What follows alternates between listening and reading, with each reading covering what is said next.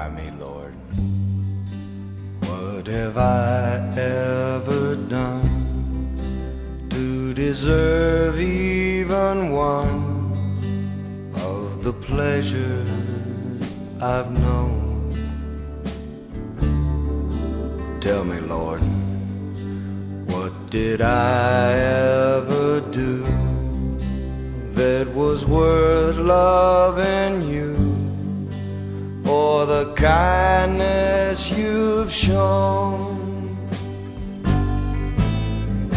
Lord, help me, Jesus, I've wasted it, so help me, Jesus, I know what I am.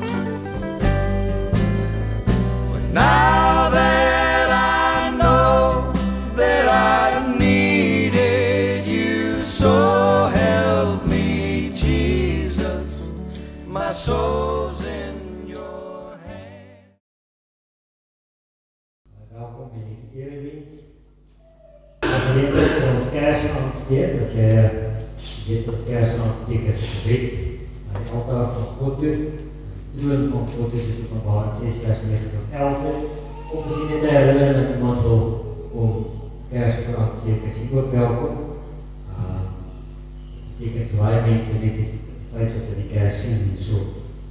Betekent vir hulle baie herinnering. So die is gereedheid om nou kaarsen aan te steken, dan sal ons verder voortgaan in die dienst.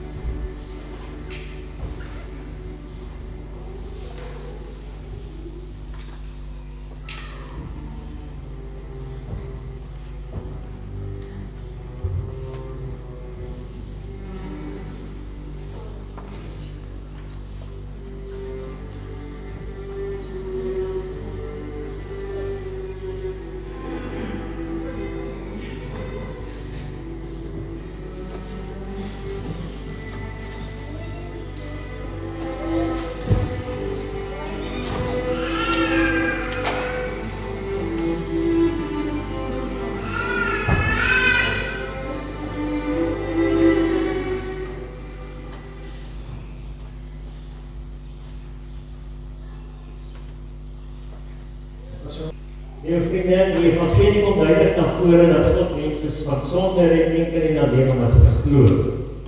Ons staan is vanoggend as verlosters voor die troon van die Here en hy kom sê vir ons, daar is genade en vrede vir jou, van God die Vader, van Jesus Christus en van die Heilige Gees. Kom ons dien die Here met ons lofprys en aanbidding. Oh,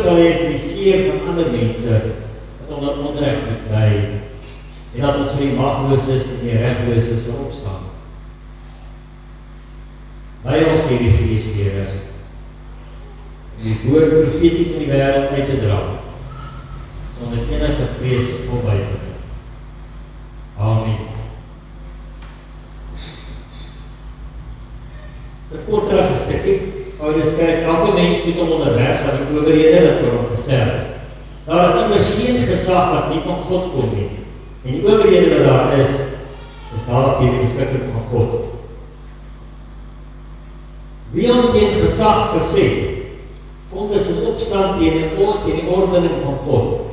En wie in opstand kom, sal sy verdiende straf kry. Mense hoef nie vir die owerhede bang te wees as jy goed doen, maar hulle as jy kwaad doen. Wil jy sonder vrees vir die owerheid lewe, doen dan wat goed is, en die owerheid sal jou prys.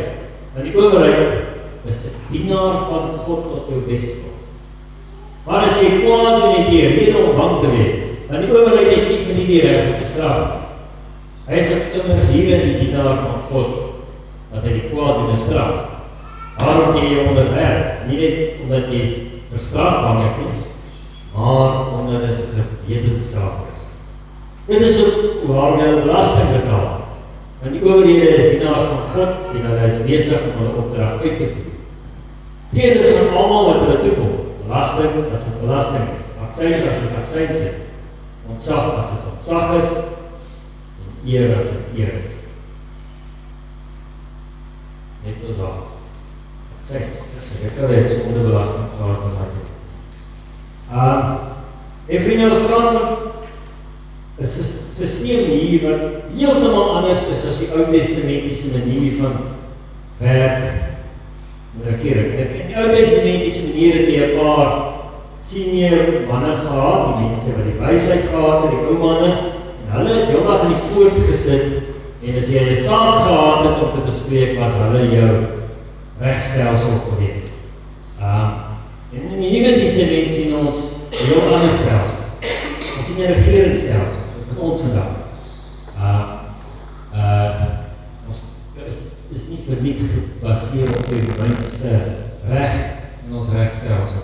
Want ons sien 'n stelsel wat hierso deur Paulus beskryf word aan die Romeine, wat vir almal in daai tyd baie bekend was. Oral was daar owerhede, oral was daar mense wat beheer uitgeoefen het, daar was tronkheid, praat van die Nuwe Testament, praat selfs van die polisie, wat jy op 'n stadium wat jy kan in hegtenis neem as jy verkeerd. So, ons het 'n baie geordende sisteem wat uitgewerk is, en ek dink waarmee ons vandag kan hierdie lyk, omdat ons vandag ook hierdie sisteem steeds in plek het. Maar die probleem is, ons wil eintlik nie oor hierdie teks in die kerk praat. En veral in vandag se sensitiewe politieke tyd. Dis seker een van die ergste en moeilikste probleme om in die lewe oor te praat. En vir party mense is dit baie kontroversieel. Maar weet jy, dit is tog relevant vir ons tyd. Jy kan maar oor die wêreld gaan. Oral staan mense oor regerings wat korrup is, wat onregverdig optree, wat haat sprei eerder as vrede stook met hulle optrede.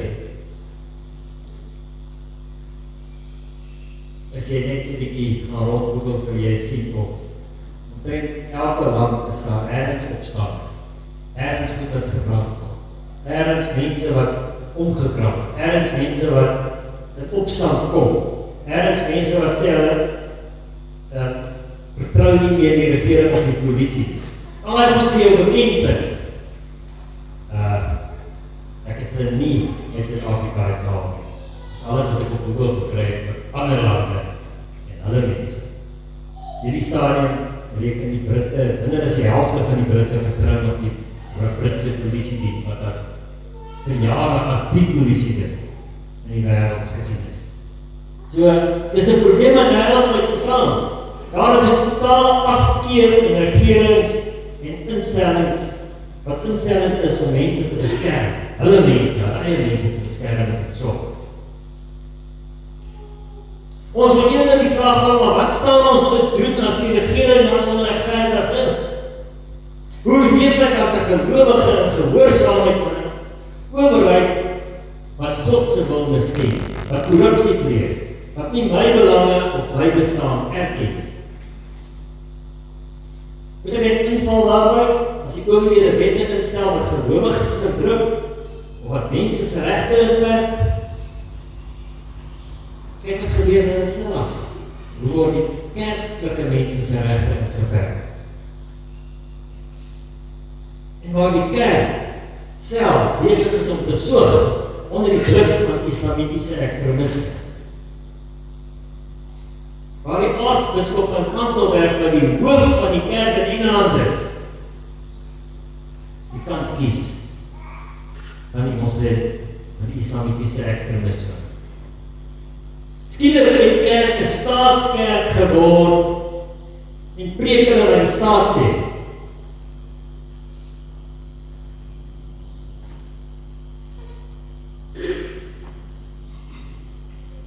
Die kerk gaan agterkom, soos hier by ons. Dat het soms ongemaklik is om te naby aan die staat te wees. Hoe bring ons met hierdie tyd weer by mekaar? Politieke godsdienst, as jy in die praktyk kyk, is ek nie by mekaar nie. Het ons eie ervaring het ons immer geleer hoe gevaarlik het is as staat en kerk vermeng raak.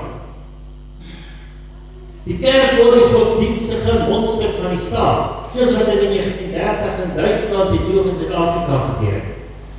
En die oomblik as dit gebeur, het die kerk nie meer 'n profetiese stem nie. Hy kan nie meer die kerk van Christus in volle sin wees nie, want hy moet twee meesters dien. God en staat.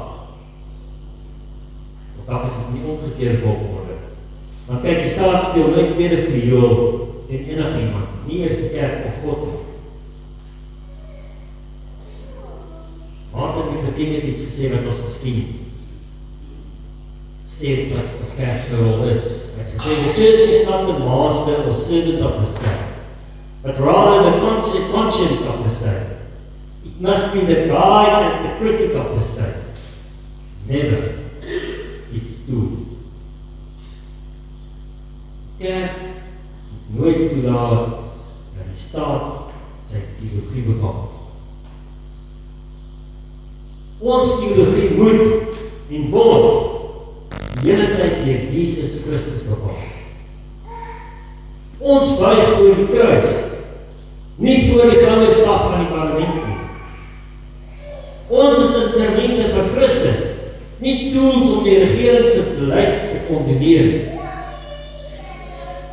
Ons word gerig deur die Bybel as die woord van God. Dis die eerste woorde in ons kerk se kerkorde. Ouers wat verwonder het dit. Voormalige president van Zambië, ouer mense sal hom goed ken, die man met die wit sakdoekie, Kenneth Kaunda. Hy het gesê, what a nation needs more than anything else is not a Christian ruler, but a Christian prophet with intuition. En Kaunda daar die regte posisie ingeneem, van wat die kerk moet speel in die gemeenskap. Dis nie die staat wat die kerk moet beheer nie, maar die kerk wat die staat profeties moet rig en waarsku. Dis wat ware profesie is. Dis wat ons as kerk moet doen. Miskien kom al daardie geskrywes nie by julle uit nie, maar ek kan gereeld skrywes, en mense in kantoorwerk sal maar getuig van as gereeld skrywes van die kerk, waar hulle self uitspreek teenoor iets wat die staat gedoen het, wat nie reg was nie. Dis wat ware profesie is. Dis profesie wat die waarheid verkondig aangaande God, die waarheid wat die regering behoort te hoor, wat nie wil hoor. Die kerk se taak is dus om aan die regering te wys wat is die regte rigting.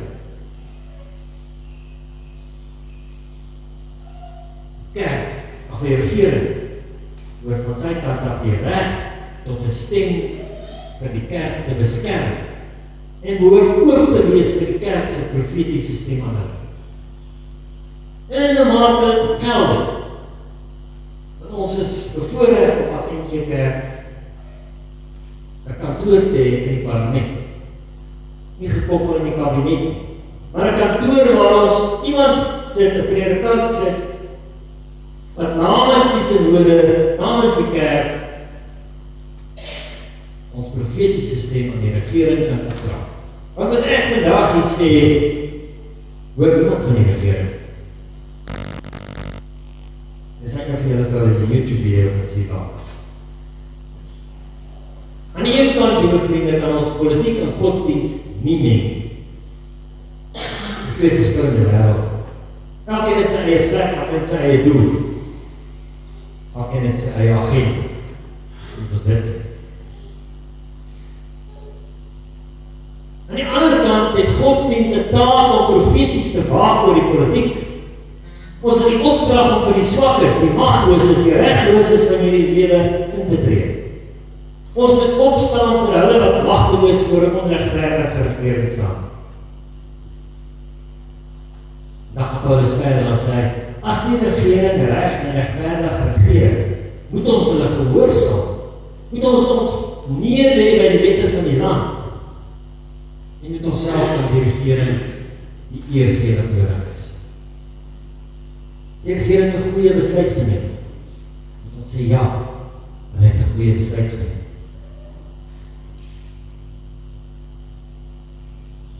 Justinus, 'n ou kerkvader hier in die 3de-4de eeu na Christus, het gesê gelowiges sal die staat gehoorsaam in alle politieke sake. Dis wat Paulus in Romeine 13 wil sê. Maar hy sê verder, Justinus, aanbidding behoort slegs aan God gebring te word. Paulus sê die regering is 'n instelling deur God gegee om orde te handhaaf vir sy burgers en hulle veiligheid en welstand te verseker. En daarom behoort daar konsekwensies te wees as jy die staat se wette oortree. En dis wat Paulus hier sê. As jy verkeerd doen, gaan jy in die tronk land. Ons sien dat dit nie altyd gebeur oor die wêreld vandag nie. En dat er tyd is dit maar in Engeland rowers en verkrachters vrylaat met hulle social media oortreders en klompend. Dit is eintlik skrikwekkend. Ons is, het Justinus gesuggereer, aanbidders van God alleen. Maar ons is as aanbidders van God, is ons burgers van die staat. En moet ons verantwoordelikhede in die staat nakom, Paulus sê dit aan die einde van die teks. Ons moet self ook reg probeer handhaaf, sodat vir sover dit in ons vermoë is. Ons moet van ons eie stukkie wêreld, ons gemeenskap, 'n beter plek maak deur ons optrede. En dit kan ons nie net doen deur heeltyd te demand. Demand is die maklike woord om uit die ding uit te kom en ons sien verantwoordelikhede. Nee, ons moet opstaan en self 'n verskil maak.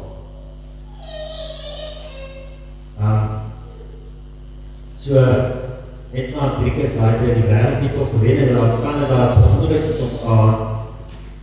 En hy het nooit gepraat oor hoe sleg het die gaan met die regering en die vrou het gesê, ek het altyd gedog, Kanada die slegste regering in die wêreld. Maar wat Driekus al gesê tot baie waar is ons moet nie wag vir die regering om die gemeenskap beter te maak. Ons moet opstaan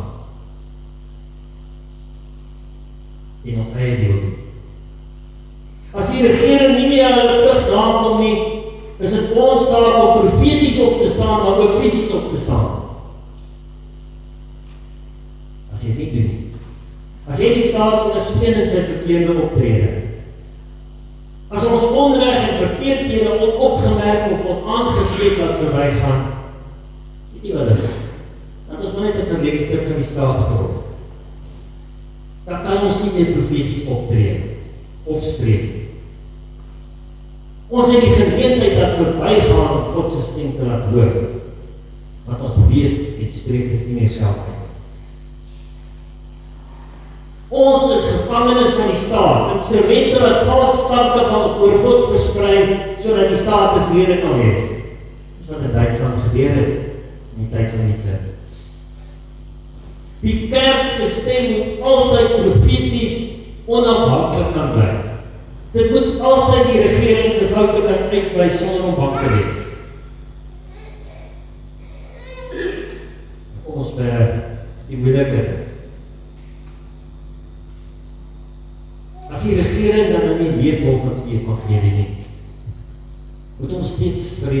dit? Paulus impliseer ja. Want hy sê die regering is 'n instelling deur God gegee. En dit gaan nie oor die party wat daar sit nie. Dit gaan oor die institusie, die samestelling, die ordening. Want God is 'n God van orde, sê Paulus in Korintiërs 12. En as 'n God van orde soek hy orde. En gee hy vir ons 'n regeringsstruktuur om daardie orde te handhaaf. En in daardie sin is die regering 'n instelling van God. En daarom behoort ons te dink dat hulle so sal optree en regeer soos 'n instelling wat deur God gegee is.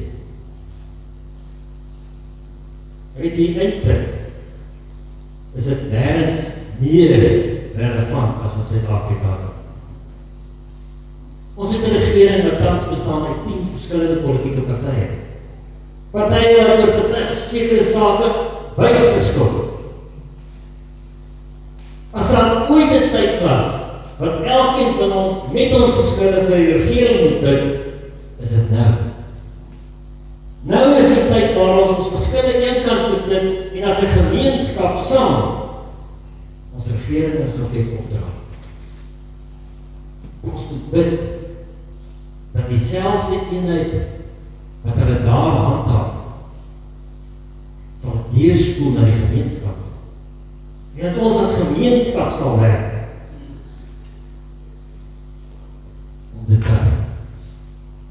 om die regering hier te help om die regte besluite te neem. En dit is ons baie tevrede oor wat die regering doen. Met rede, met goeie rede. Maar ons moet onsself ook afvra, het ons al weet gebid dat we die regte besluit neem?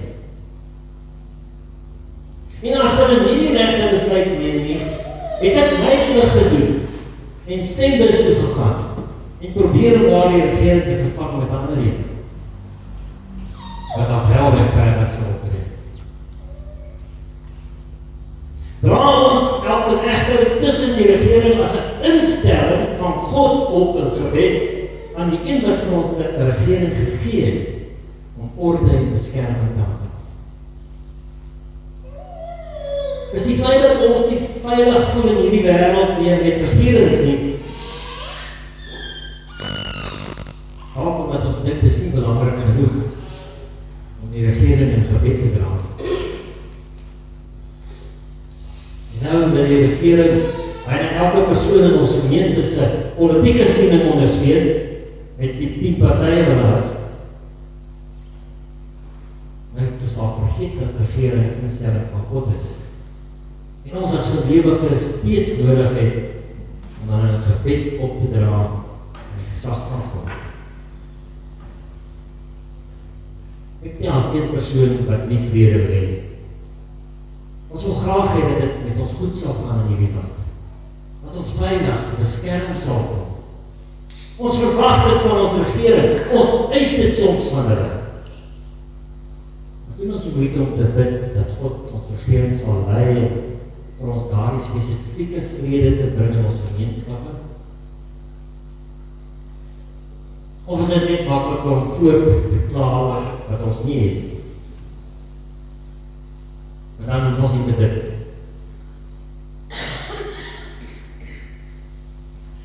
Dit is 'n moeilike posisie waar Paulus ons hier sit. Maar dink vir 'n oomblik die regering waarmee Paulus gesit het. Hy praat van 'n regering wat met geweld afgedwing het, mag afgedwing het soos hulle wis het. Godsdienstvryheid het net gegeld vir wanneer die regering besluit is vandag 'n goeie dag daarvoor. Geen verzet is geduld nie, geen kritiek is aanvaar nie. As jy destyds gesê het dat mense vandag op sosiale media oor die regering sê, het jy jou doodsvonnis geteken.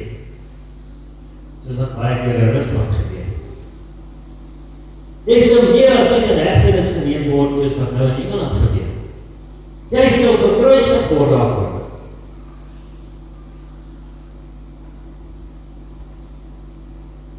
Weet jy, Jesus sterf self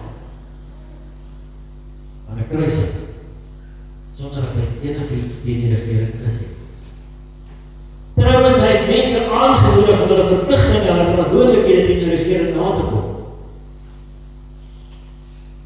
En wat gebeur? Korrupsie tussen staat en kerk staan hom in 'n kruishoutkas. Die kerk en die staat rondom om 'n vals krag teen Jesus deur die stelsel te laat vloei en om so uit die pad te kry. En so het dit vir 3 eeue in die kerk aangegaan. Ons lees telkens van gelowiges wat as martelare moes sterf, omdat hulle opgestaan het vir Jesus. Paulus was vele kere in die tronk geslaan, gemartel, verneder. Dit alles deur die regering van die dag. Wat is Paulus antwoord daarop? En die regering weer as 'n instelling van God en verwikkel. Bid dat hulle soos 'n regering sal optree. Soos 'n instelling van God sal optree. Dan kan jy profeties opstaan en praat oor waar die regering nie God se wil beleef of doen. Amen. Ons bid saam. Ons prys die Here vir alles wat U vir ons opgee het. Vrede, rus, stilte in ons gemoed. En ons beweeg die vrede selfs in die wêreld se onvrede alom. Ons kan vashou aan vrede en hoop. Alles daar talle stemme wat skreeu om die wêreld te verdeel en dit onvrede te doen. Here Jesus, U het vrede in ons harte gegee, sodat ons verlossing kan verkry. Verlossing het vrede gebring. Want dit wat ons van God weggehou het, het U in die bloed weggevat. Niks kan ons van die liefde skei. Want dit hou ons eindeloos vas in die hemel, in U hand en hart. En ons wil vandag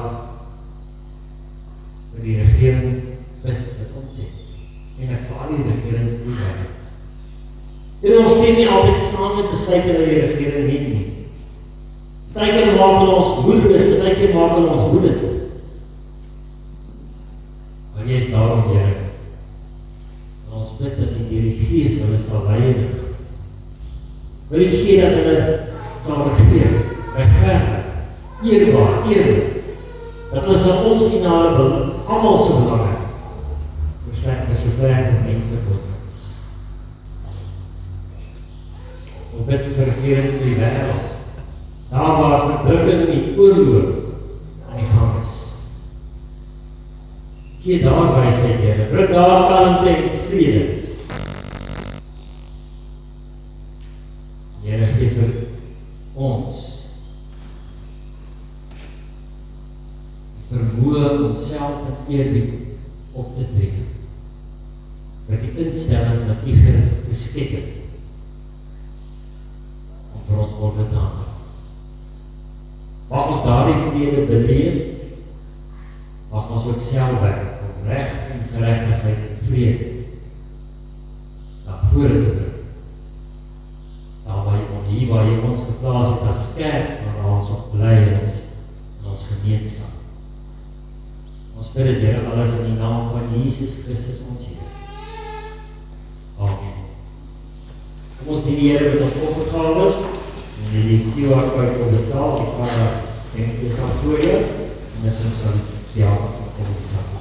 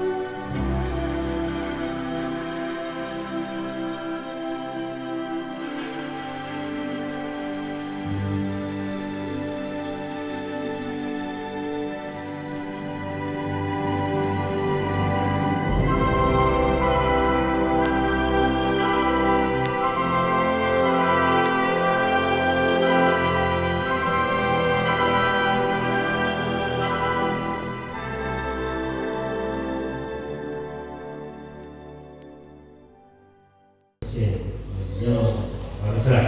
Kom ons sluit af met 'n gebed wat ons uitstuur die lewe en vra die Here om die Here in ons lewe wees. En hy moet ons refrein en waar ons met hom wys.